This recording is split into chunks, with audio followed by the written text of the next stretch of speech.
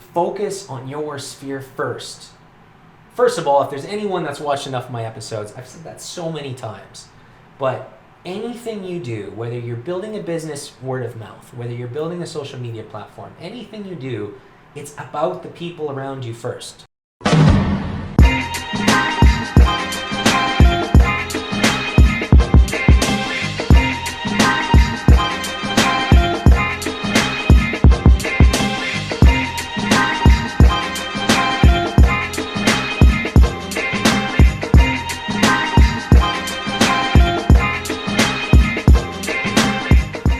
So ever since we got started, we've let this quote section slide. We started off every single episode having the quotes. So everyone would have to bring their quote about business and we would talk about it. Oh, okay. And I let it slide because I actually found that most people that came on the show were just they were kind of just sitting before the show researching it on Google.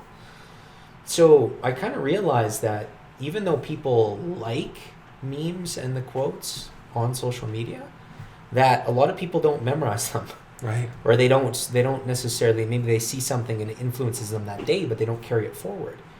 Not sure about that, but we just stopped doing it. We'll have to bring something like it back just to change up the wall a bit, but ultimately we let it slide. I'll give you one that has driven me. All right. Okay. Right away, we're bringing this back to the show. Right, sure. So right from early on in my childhood, there's a quote that just I'm not even sure when, but it's not enough to be good if you have the ability to be better. It's not enough to be good if you have the ability to be better. So always push the limits. That's exactly it. And so that's how I've tried to live in a lot of ways, is push the limits, find what my actual abilities are, because if I'm not pushing to find my abilities, I'll never hit that better.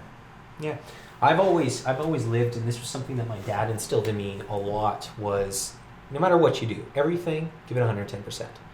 Always go above and beyond, because it pushes that limit. It pushes your ability to make change. Like, you might as well. Every single day you go to work, no matter what you do, give it 110%, because anything less, you're selling yourself short. Exactly, yeah. And really, I mean, There's another one that comes to mind, is that we overestimate what we can achieve in a year, and we underestimate what we can achieve in 5. And that just speaks to the power of how small actions over time eventually have outsized results. So yeah, if you're giving your all, you're pushing yourself to the limit all the time, and you're taking those small actions every day, you might never see it in the granular, in the day by day, but when you step back and look at your last 5 years, you'll realize all of a sudden how far you've come. Exactly. I think that's an important time for us now, because we're approaching 2020, we're approaching a new decade. And I think a lot of people are looking back at what they've done in 10 years. And even myself, you can stand back and look at it and you can say, holy smokes, the amount we've learned in the last 10 years, the amount we're going to learn in the next 10 years, it's crazy.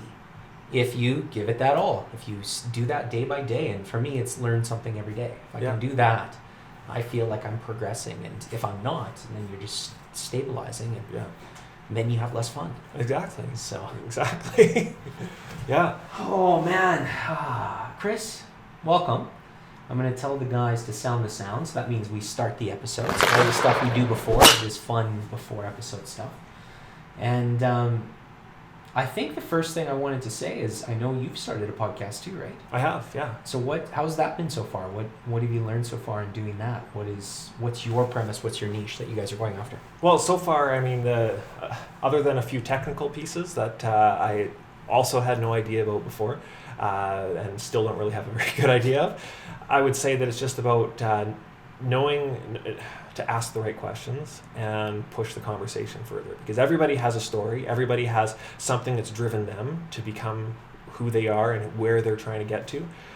So let the story find its own way to the surface, and that has been great. The niche is about letting people that are working hard in the Edmonton innovation ecosystem, letting them have a stage to tell their story. So that's really what it is, especially within the tech, within the entrepreneurial space, and it's specifically wrapped around the group called Rainforest Alberta. And so it's a volunteer movement that's really trying to foster collisions between a variety of different industries. I mean, myself, I'm in commercial real estate finance, and I talk with people that are, venture capitalists, or I talk with people that are in IP, intellectual property, and I talk with people that are starting up companies themselves or writing code, or like there's so many different areas that come together that if we are bouncing those ideas off of each other, what amazing things could we create that maybe if we stayed within our own domain knowledge, we would never get exposed to and would never even think of. And those communities, and I like that, because those communities, the startup communities, the innovation communities, often don't have that voice, or it's hard for them to develop the relationships to take that idea to the next level. And you open up this whole spectrum for them to be able to present some of that information, how they're taking ideas further, and then get it out to an audience, which is really, really cool within the Edmonton space specifically. Especially now in a time where we are all looking for, I think almost every business now, if they don't say they're trying to diversify in some way, is kidding themselves. Everyone's trying to diversify this economy in Alberta, and that's the exciting part. You can assess new ideas, push those boundaries. Right back to what we said earlier, give it 110%. Exactly. And that's really cool. What challenges have you had so far? With the podcast specifically? You said technical. So what are some of those things that have come up so far? Because we've been through some of those too. So what's been the challenges so far of getting it started and getting set up? Just understanding, the gear requirements, understanding making sure that the sound is at the right levels so that the recording carries well when we go to post-production. Making sure that it's bouncing at the right decibels, and if it's too quiet early on, it's almost impossible to fix that through post-production, right? So small things. But our issue early on with this Yeti mic was, we'll see if it makes a noise when I flick it, but this Yeti mic was, we were having it where there's too much noise from the entire room coming into the Yeti mic, so we couldn't denoise it early on, and then Omid figured out how to take those decibels down to set it right at the beginning so that we didn't have that issue. That was one thing. But I don't worry, myself personally, when we started making this content, we do it dual purpose. One was we wanted to get it out audio through the podcast. That was important. We wanted the quality to be decent. But for the video side, for the YouTube side, we got away with a lot, and we don't worry about that quality as much. Even we're using a Sony A7R III for the shoot, but even if we had to shoot this on an iPhone, we were very happy with getting that quality of video for YouTube, because we're just making content, right? And we could push that out. So I don't worry as much about the quality anymore. If there's something a little bit off, it doesn't affect anything. It can still go out to market. But I think tweaking it, like you said, it can't be really bad. It still has to be bearable, it has to be listenable. Yeah. So getting that right balance is good. But I keep telling everyone, and if there's anyone out there trying to start a podcast, don't worry about that too much. Just get going, because the first 10 episodes is a learning experience on how to have the discussion. Yeah.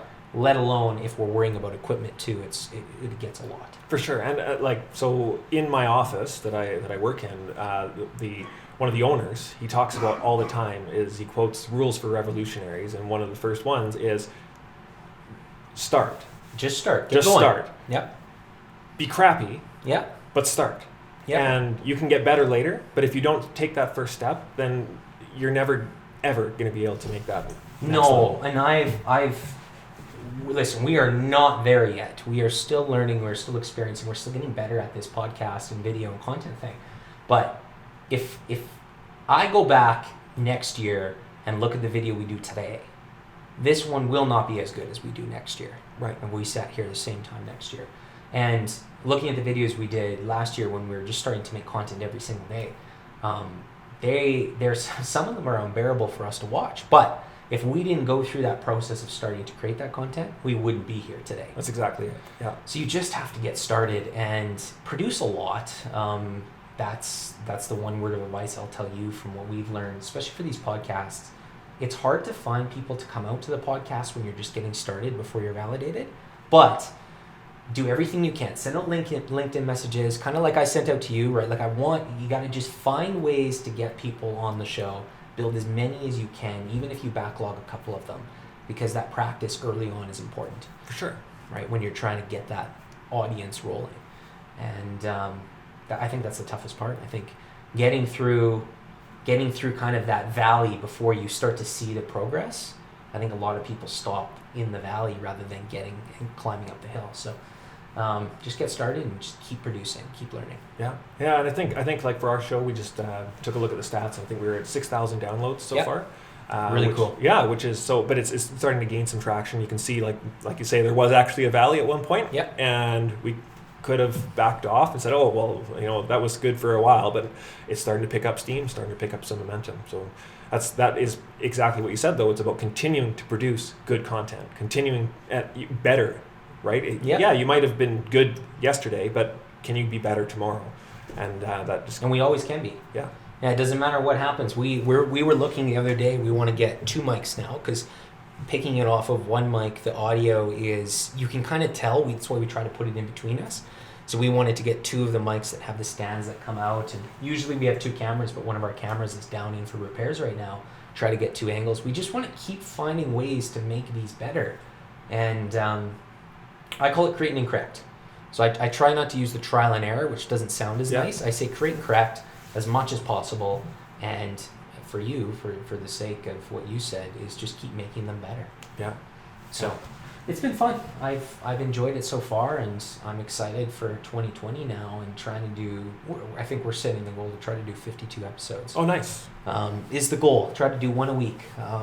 We missed a couple this year in terms of getting 1 out a week, but we did not bad. I think we've gotten to 39 or something like that, so that was good. That's great. What is, after you get this going, what is the stories that you're talking earlier about stories? Why are you pushing the stories on these podcasts? How are you finding the people for the podcast? Yeah, well, so part of that is, to me, all the digital content creation in the world can't replace the one-to-one relationships that people have. And it's those one-to-one relationships that actually move visions forward. If somebody wants to be a startup entrepreneur and they want to have this world-changing company that has made something so amazing, some amazing product, it starts with relationships at the beginning, and it's the people that will give them that nudge in the right direction, that small bit of advice, that one coffee that they go out for together, and that conversation that leads them to the actual big idea.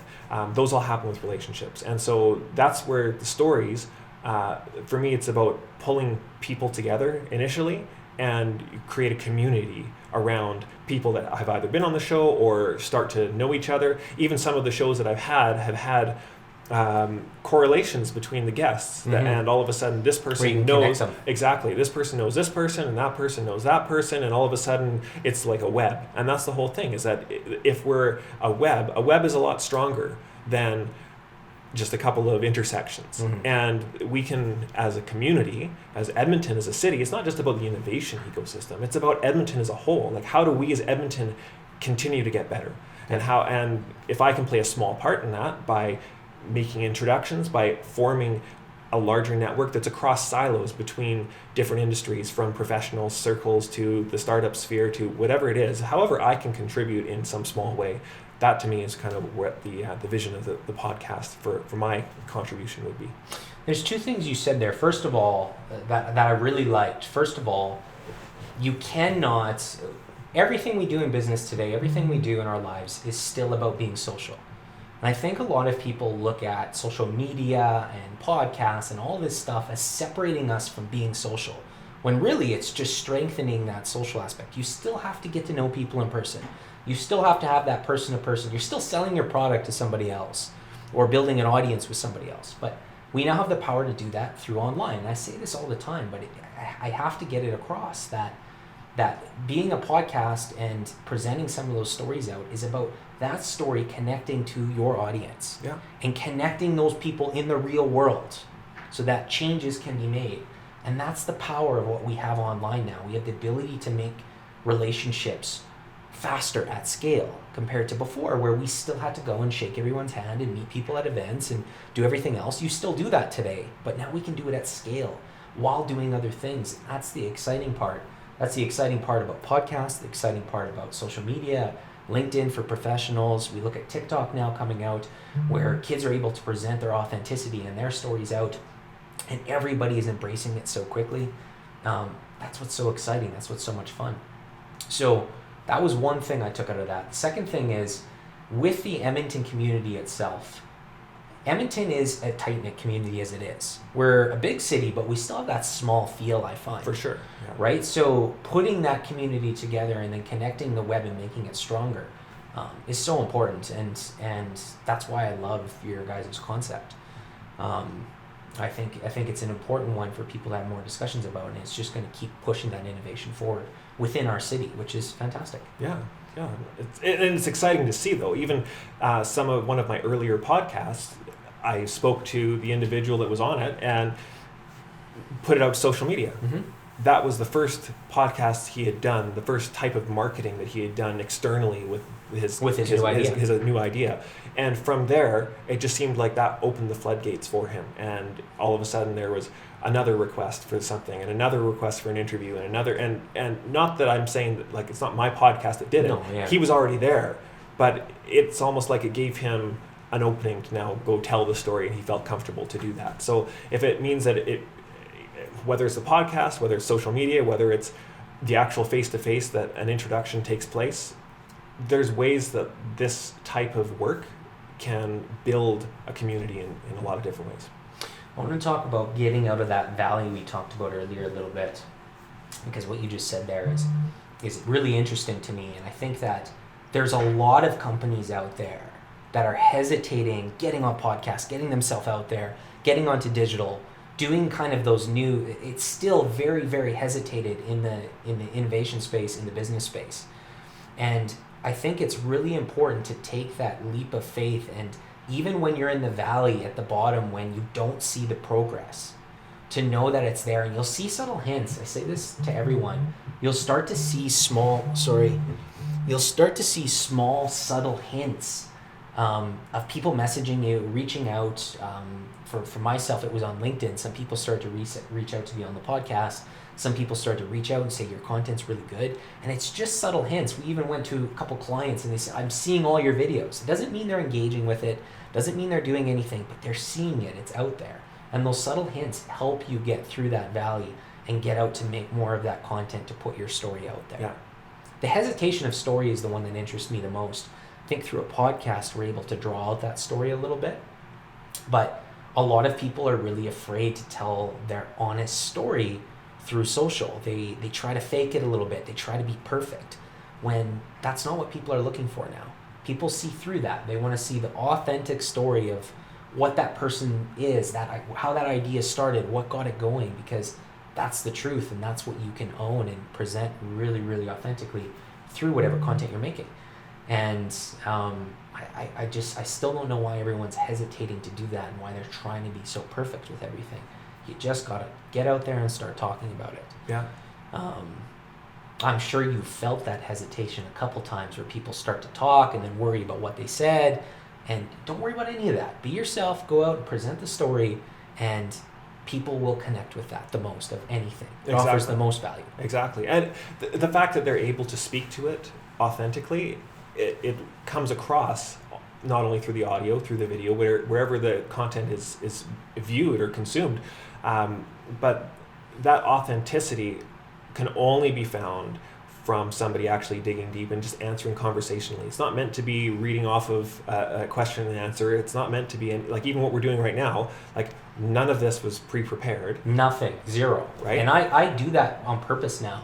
I was telling you earlier, and I've said this a couple times on the podcast, but when we started, I had this pre-programmed list of questions. So we did a little research. We pre-programmed a couple questions. And I'd have it sitting here, and I would guide the conversation. So I'd go from one to the next, and if the conversation went off in one direction where it was getting exciting, I would just halt it, and I would go to my next point on the list. And when we watched it, when we played it back and created and corrected, it was really bad. Like, we were halting the conversation. I wasn't allowing it to flow.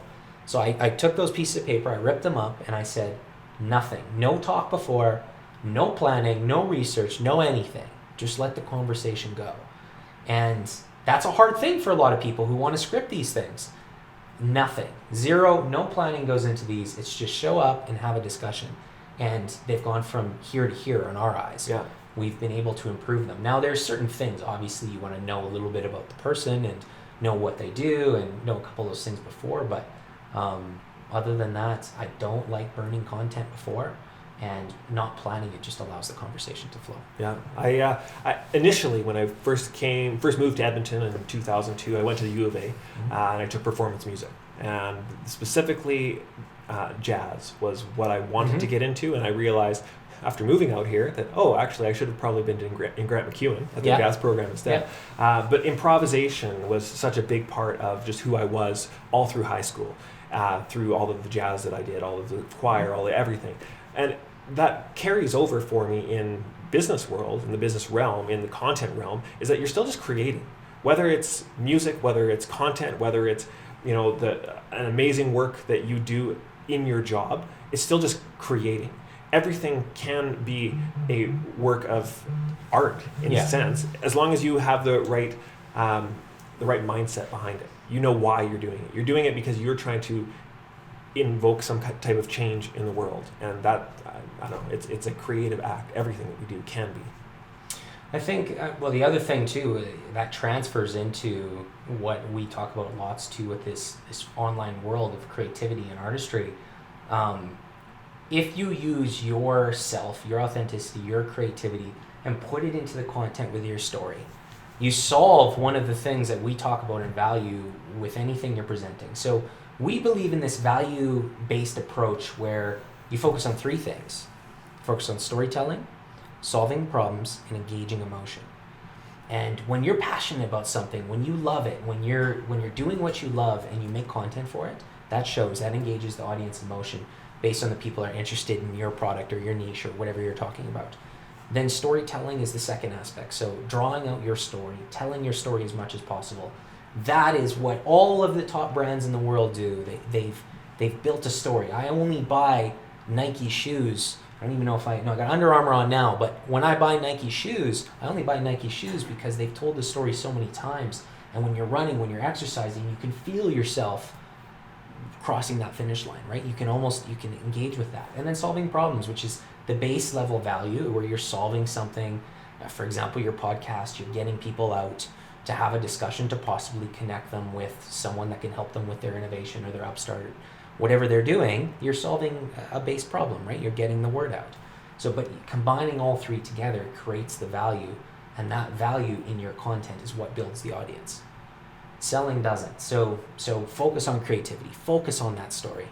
And I've said that story like 97 times already, but I think that gets the point across that the storytelling is key to any brand building activity. That's what's going to kickstart it. For sure. Well, thank you. Yeah. And, I got passionate there, but you did. But that's the thing though, is that like I sense, and I'm sitting here, I sense that you have passion around telling a story. I myself try to pull that out of the guests that I have on the show. Yeah. I want them to get passionate. I want to find the hot button almost that is going to get them excited and is going to, because then you have the audience that's going to hear that, that's going to know that this person actually means what they're trying to accomplish. Mm. They actually, like, at the core of their being, they have a purpose, and they're bringing that purpose to life through what they're doing. That's the goal that I have when I go into a podcast with someone. So what do you do to draw that hit that button? Again, for me, it's not planning. It's just about just having the discussion. Then it seems like those feelings come out. But what have you been doing as a tip for me on how to draw and find that button? Or do you just ask them? Sometimes, yeah. Yeah. Like it is, I do not full preparation, like, but I do a little bit of background research first. Mm-hmm. I try to get to know my guest a little first, and then I try to lead the conversation in things that I found interesting about their background. And I like to assume that if I find something interesting, that likely somebody else that's listening is also going to find that interesting. Yep. And I let the person tell that part of their story, and usually they're pretty excited to share. So I had a guest a while back that he had moved here from a different country, and like that was part of his story. Like the whole reason that he was on the show is because he started a company here in Edmonton, but his background had led him through a bunch of different places Mhm. to get here. And he's excited to be in Edmonton, excited to be having his company grow in Edmonton. That wouldn't have come out just through a stale bio Yeah. or preparation. Like, you could hear it in his voice how excited he was. Now I see why you were talking about the hockey stick that was here before. You're seeing a little bit about what my past was, and now this hockey stick you mentioned before, we were just making some TikTok videos with it. So brought the old hockey stick from the basement to the office, got it in here, and we started to make some TikTok videos and get it going with it, and having fun with that too. So Tell me about TikTok. Like, have you seen it yet? I've seen it. I've actually, so my wife's cousin has actually grown a pretty large following on it already. Yeah. She's got like thousands of followers. Yeah. But it's something that I don't get, and my age is probably coming through there. I don't know. No, listen. So if I'm going to talk about TikTok, which it does come up a lot now because it's exploding so quickly, TikTok is scaling so quickly because it right now, of all digital platforms out there, offers the most value to the audience through the stories, through the emotions, and through the problem solving that the people are showing in the videos getting made. They're short form video clips, 15 seconds usually. They can be up to a minute, but usually around 15 seconds. You use audio, you use music from the platform, you tell your story, you come up with your own audio, and you make these fun videos that just explode because when people are scrolling for you, they only got to watch a 15-second clip and they can't stop scrolling. It's just too interesting, so they keep going, and you cycle through so many videos. A lot of views are occurring each day. And it started, I think the misconception is it's only for the kids. The kids adopted it. Not the case. TikTok has, since it started to scale, it's adopted a huge portion of Instagram contingent that have loved Instagram. It's different than the other platforms. It's fun, it's exciting, and it is going to be one of those things that if you hesitate it, you will regret it, much the same way that people regretted not getting on Instagram right away when Instagram came out. And the reason for that, as simple as we can say, is when a platform starts, when it's hot, when it's scaling, there's room for organic growth with your content. Yeah. And if you got on Instagram right away when you started would have pushed out your post to a ton of people of the same interest. You would have got a lot of audience from that. Now, if you start today, the organic growth is small. You have to focus on your sphere first. You have to grow with the people around you. And then as you start to generate more engagement and engage that algorithm, it starts to go bigger and bigger. But for TikTok, right now it's organic. So if you go and you post a video, one video could change your life. And it has for a lot of people. We've seen it on a small scale in some of the videos that I've been posting, and that's why we post so much. It just takes 1 or 2 videos and you will explode, and then it's just about constantly creating in your niche after that and creating and correcting. It's really exciting time for TikTok. We see a lot of in your industry or related. We do see a lot of real estate agents getting on it, doing some fun dances in front of houses and showing off some cool features and some taps that turn on just by touching it. Like, they show off some cool things within the house, and they're creating a following as a real estate agent that they're going to be able to amplify across other platforms. So there's room for every industry. It's just about getting on and creating. But don't take that as it's not going to be a lot of work. Just like anything, it takes a lot of time and a lot of effort. So you still have to pick your spots, right? If you're for you guys, if you're doing your podcast and you're doing LinkedIn and that's the max of what time you have, then focus on that. But for a lot of people out there, if you've been having trouble on Instagram or on Facebook and you want something new and exciting to try, TikTok gives you that chance. Cool. So it's cool, and that's why I do a lot of videos on TikTok now, because everyone's asking about it, and it comes up on almost every show. Yeah. No, right on. I feel like I was almost in the other seat now.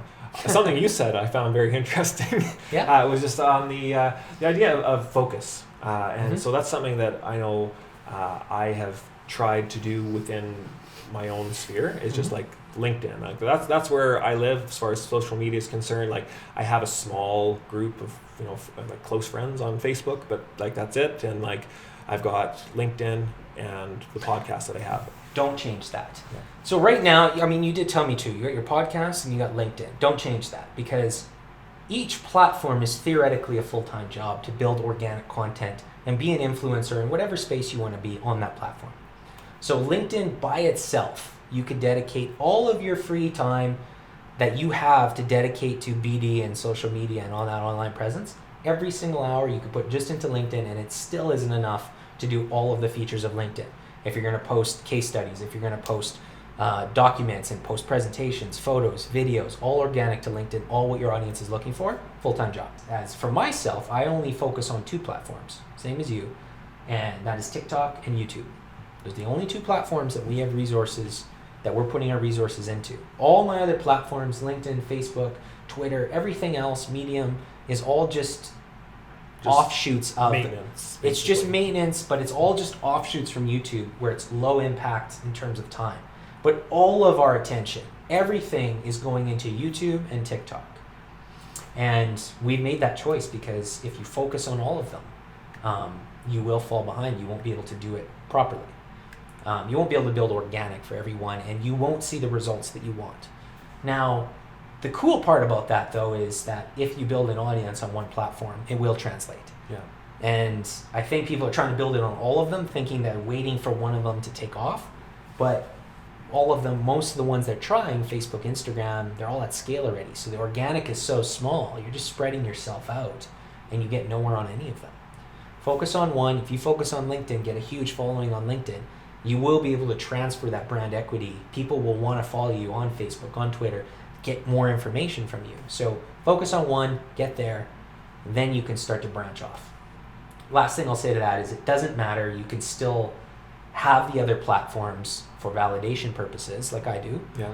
And you can still put offshoot some of that content there, but for you, you're focusing everything on LinkedIn. Yeah.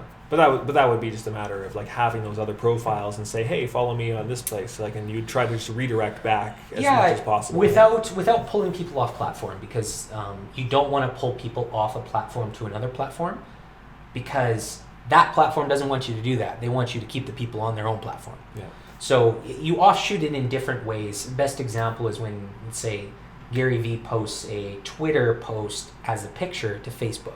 Well, you know that comes from Twitter, but he's not telling you to go to Twitter. You just now know he has a Twitter. Right, okay. Right, so he's not pulling you off of Facebook, but next time you're on Twitter and you're searching and you search Gary Vee or see him, you'll follow him. Yeah. It's an example. It's an example that I use a lot because it's a smart way to get around pulling people off a platform. So yes, that brand equity will transfer, but focus on one. Otherwise, in our experience, you just spread yourself too thin. Yeah. I know. What are you seeing in Edmonton? There's a lot of energy here. Like that's part of what I do and why I do it is because I feel that there's an energy. I've got an optimism about the city. There's some storm clouds that exist. Mm-hmm. I think that which is the same everywhere. Yeah. The grass isn't greener anywhere else. I'm optimistic about Edmonton. I love Edmonton. I'm born and raised in Edmonton. I think Edmonton is really, really resilient. I think Edmonton is also full of the innovation that you always talk about on your guys' podcast. I think that the one thing that Edmonton has to do over the next 10 years is they have to push the limit of diversifying outside of what we normally would do. And what does that mean? I'm not sure. That means for some people, that means going outside your comfort zone, following a different passion. Some people don't like what they do. Well, follow another passion. Find your way to diversify how you're creating that. And it's hard, but we're in that time where there's some storm clouds and we have to find a way to kind of weather that storm long enough so that we come out the other side and it's sunshine. Yeah. And it's not going to happen quickly. We've been in this tough run for I think a little while now, and I think now finally people are starting to see and say, you know what, I'm going to try something new. It just took a little while to make that change. I'm going to go right back to the beginning of this. Yep. The quote that I shared with you that I had carried with me all through childhood, that it's not enough to be good if you have the ability to be better. At a city level, we do have the ability. And I think that's the thing, is that people are realizing that they have to be the ones that actually do something about that. Yep. If we've got the ability, let's go out and do something about it. Don't look, hopefully at all the things happening somewhere else. Like you said, the grass isn't greener. Mm-hmm. Yeah. Yeah. Just realize that we can do that here. Yeah. Somebody I just recently had on the show, he actually started a festival in the city here because he went somewhere else, enjoyed the experience that he Really had cool. there, and said, you know what, like, why isn't this in Edmonton? We should have this here, and decided that he was going to do something about that. And like that to me is like the quintessential response that we should be making when we go out into the world and realize something isn't happening yet at home. Come back. Let's make it happen here together. Yeah, and I think Edmonton's really good at that. I've traveled the world. I've been to enough cities to see how other places operate. A lot of them bigger cities than Edmonton, and at just over 1 million people, Edmonton is on that brink. We're on that brink of the world stage in terms of cities where we're at that 2-3 million people mark. And I think Edmonton's doing a really good job right now of building for the future of 2-3 million people, with some key things that we're implementing that are making it really exciting. The arena downtown turned out fantastic, revitalizing that area. LRT, really, really cool going through. I think for myself, just finding a way to get that LRT to the airport is vital. Yeah. I've been to enough cities that you need to be able to get off the plane, get in a train, and head straight downtown. But I think those types of things are coming. I think they're in the works, and that's really cool. And it makes me excited to see where the city goes from 2020 to 2030. For sure. I'm excited as well. And like this, you talk about being focused in one place. Like for me, Edmonton is the place. Like that is where I'm focused. Yeah. Like that, because I'm So bullish. Edmonton is the place. LinkedIn is the platform. Podcast, no, but yeah, I get it. Yeah. Also, I'm focus though, right? Yeah. You can't be everywhere. You can't be everything to everyone. Focus on your sphere first. First of all, if there's anyone that's watched enough of my episodes, I've said that so many times, but anything you do, whether you're building a business word of mouth, whether you're building a social media platform, anything you do, it's about the people around you first. It's about Edmonton, right? So if I'm focusing on TikTok and I'm trying to build an international audience, nobody knows who I am. So developing that core sphere is tough. But if I go to West Edmonton Mall and do a West Edmonton Mall video, and that video shows to everyone in Edmonton, and they have an actual ability to come meet me, to see me at West Edmonton Mall shooting the video, doing whatever, that brings it closer together. And that sphere, when you focus on your sphere first, in any business, on any platform, on any medium, is the core followers that helps your business grow, helps your audience grow. And you saying that you're focused on Edmonton is the right response, because a lot of people will say, I'm focused on Western Canada, but they only do work with people in Edmonton. Well, it's pretty tough to focus on Western Canada and then say you're also focused on your people here in Edmonton. If Edmonton is your sphere, then focus on Edmonton. And if you want to grow outside of that, whether that's online or elsewhere, then that will happen over time as that core following grows bigger and bigger. And again, I got passionate about that, but I see it so often where people want it all from day one. Well, it's not how it works. You focus on your sphere first, and over time your audience will grow. But you know what, your sphere that you focus on first, the people that are directly around you, the people that actually you meet face to face, they forgive you for the poor content that first comes out. They're like, hey, this guy's doing something. I support that. That's cool. They're gonna they're gonna share, they're gonna do all the stuff, and eventually there will be other people that you don't know that are gonna start to see that. And as they start to come in, your content will have already gotten better than when you first started putting stuff out. Yep, 100%. And we see that for myself on YouTube right now, right? Where I focus a lot on YouTube. A lot of resources of our time go into YouTube for these types of videos and specific cuts and marketing tips and all this other stuff. And again, the first videos I put out, holy moly, like we watch them now and we're like, man, that's going to make a really good progress video one day that we're going to put out, because they were bad. And then you watch more YouTube videos, you get more context, you start to see what other people are liking, you see what your audience is liking, and then you can make better videos, but it doesn't happen the first time. It's not about running out, buying a nice camera, buying a mic, buying lights, all this stuff we have here from day one. No, holding your phone up with a 4K camera and doing a selfie video while walking, talking about your passion, is step one. Yeah. Now you just have to go out and do it. Yeah. And take that leap so that you can start to experience what that's like and develop that skill set. And then after that, the rest is history.